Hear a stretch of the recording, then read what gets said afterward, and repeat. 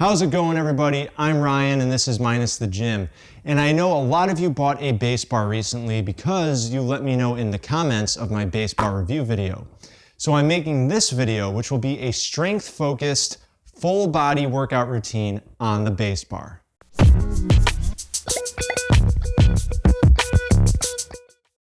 Really quick, before we dive into the routine, I just want to emphasize that this is a strength workout, meaning we're going to be focusing more on intensity instead of volume.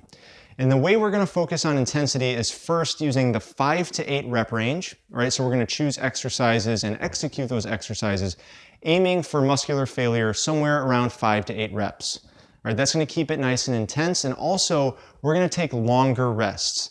I recommend resting at least 2 minutes between sets. I personally rest about 3 minutes when I'm working on strength, and I know some people that'll rest upwards of 5 minutes, but I'd say at least 2 minutes is good. All right, and with that said, let's dive in. Before we start the good stuff, warm up, all right? Everybody wants to skip the warm up, and even I do sometimes, but you need to do this. And when I shot the video, what I did was just about a minute of high knees, okay? And I did these pretty fast to get my blood flowing. And then I also did some shoulder circles, just maybe 30 seconds of them, followed by a set of bodyweight squats. And that was it. I warmed up the muscles around my shoulder complex and hip complex and got my blood flowing. And then I was ready to move on. So what we want to do first is focus on our pull movement using a front lever progression. And that's whatever front lever progression you're currently on. So you're going to get beneath your base bar, pull up into a tucked front lever, or whatever front lever progression you're currently working on, and hold it for as long as you can. Now, if you can't do a tucked front lever, you can keep one foot still on the floor for assistance. This is a good lead up to the tucked front lever. That's what I'm showing you there on the left. Now, let me pause here and point out that this is an isometric exercise, meaning that you're not performing it for reps, you're just holding a static position. So what I said earlier about 5 to 8 reps, that still applies, but since this is isometric, we're going to target a 20-second hold. That should be your end goal. So hold this until 20 seconds or failure, and then come out of it, and then it's time to rest. And remember, we're going to rest for at least 2 minutes. And these rest periods are between all of your working sets. We're going to do 4 working sets total. However, at the end of the 4th set, we're going to do something different, all right? So when you reach failure on that 4th set, instead of resting, you're going to immediately get into what's called a burnout set. You're going to go to a different exercise, and we're going to do bodyweight rows and just perform them until failure. I don't care if this takes you just 6 reps, 10 reps, 12, 15, whatever. Just rep out these bodyweight rows as much as you can until failure, and do this burnout set immediately after your 4th and final set. Then, after a rest, it's time to move on to the push movement with straight bar dips. So for this exercise, we're going to get over our base bar with our hands on top, feet in front of the bar, lower down, just until the bottom of our rib cage is just above the bar, and then press back up.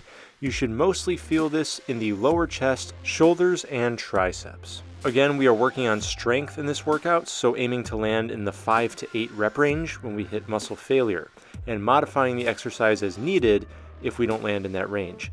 Rest for at least 2 minutes between sets to maximize strength, and do a total of 4 working sets. However, at the end of that 4th set, after you perform that last rep and you feel like you have no more left in you, what you're going to do is go straight to a burnout set by getting on the floor and doing any push-up variation you like, but in this example, I'm doing diamond push-ups. Squeeze out as many reps as you can to complete the burnout set, take a good rest, and then you are ready to move on to the next movement, and for that we are going to do the lift movement with assisted pistol squats. And you can actually use your base bar for these by placing one hand on top of the base bar and then performing an assisted pistol using that hand on the base bar for assistance.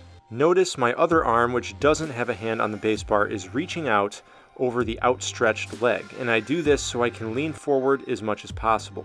The base bar provides just enough stability to make this very challenging, so if you find it too hard, try holding a heavy object in your free hand, like a jug of water or maybe some laundry detergent.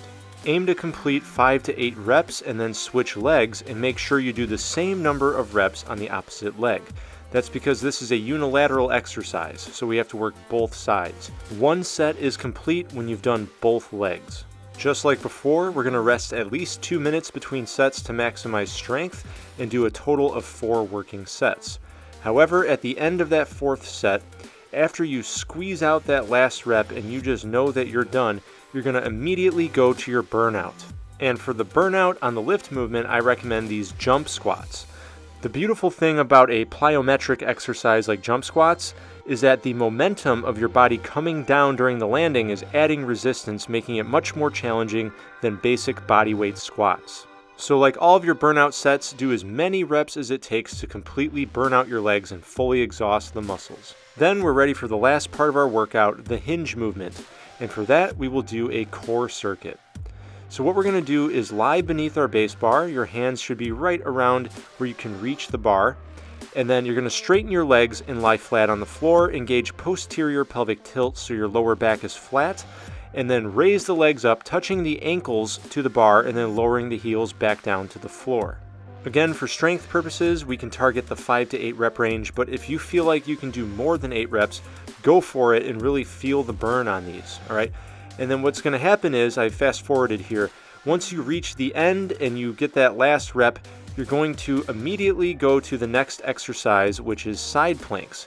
So turn to the right and get on your right elbow and forearm and hold a side plank and start counting the seconds, targeting 20 seconds for the hold. Now for the sake of time, and so this video isn't too long, I'm going to fast forward. And then at the end of that 20 seconds, you're going to drop to your elbows and then rotate to the left side, now on your left elbow and forearm, performing a side plank on the left, and again, holding it for 20 seconds. I fast forwarded, and now at the end, when you're done through 20-second hold, take a rest. And for this circuit, we're going to rest only 30 to 60 seconds and then repeat for a total of 3 rounds. All right, so a quick summary of that routine. You have 4 movements that you're working on: a push, a pull, a lift, and a hinge, right? And on the push, pull, and lift, we're doing 4 working sets. That's meaning 4 sets that we take long rests between, and we're aiming for the 5 to 8 rep range to keep them intense. But at the end of that last set, you immediately go to a burnout. And that is 1 set of any different exercise that's in the same movement category. But I gave some examples when I was showing the routine. So you do that for push, pull, and lift. And then for hinge, for the core really, we do a quick ab circuit where we do leg lifts, immediately followed by side planks on both sides, and you do that circuit 3 times around. And that's the whole workout, and trust me, at the end of that workout, you should be feeling it. I know some of you are probably gonna ask, like, well, what if the exercises aren't hard enough? What if I can do more than 8 reps and I can't land in that 5 to 8 rep range? Well, I have an entire video on how to make calisthenics exercises harder. All right, so I recommend you check out that video. I'll put one of those cards on the screen here. It might even cover up my face as I'm talking, but I'll tell you right now in this video that one of the easiest ways to make an exercise harder is to slow down the tempo.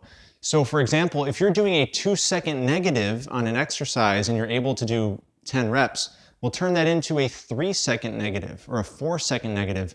That's more time under tension, and trust me, you won't be getting 10 reps anymore. On the same note, if the exercises I recommended in this video were too hard for you and you can't reach 5 reps, then I recommend making them easier. There are ways to make exercises easier, like using assistance, or of course you can just use a easier progression. So a totally different variation of that exercise that has less resistance. And I also want to mention, for those of you who aren't necessarily focusing on strength right now, maybe you bought the BaseBar and you want to just build and tone your physique, well then what you want to do is focus on volume rather than intensity. So what you would do in that case is you would shorten your rest time to maybe 30 to 60 seconds between sets, and you'll cram more sets into the same amount of time. So what you're doing is you're doing less intense sets. You know, maybe you're doing exercises that allow you to do 12 reps, 10 reps, 12 reps, whatever, but you're doing more overall volume, cramming more sets, even more exercises into the same amount of time. So that is the workout I wanted to share with you in this video, and that is just one example of countless different workouts you can do with the BaseBar. So if you guys want to learn more routines from me, please let me know in the comments down below. I'll make routines using the BaseBar, using other equipment, using no equipment, whatever. I mean, I love designing routines. It's just something I do. I love trying out new routines. I've made many through the years, and I will gladly share them with you. So let me know if that's what you want to see more of. Also, I've been wanting to do a follow-along kind of workout on this channel, if you guys think that kind of video would be cool, but I didn't think a strength workout would be good for that because there's so much resting, there's so much downtime. So if you guys want to see like a fast-paced kind of circuit workout, but I'll make it follow along, let me know and I'll gladly do that too. All right, please drop a like if this video was helpful, subscribe if you're new, and I will see you next week when I post again, all right? Talk to you then.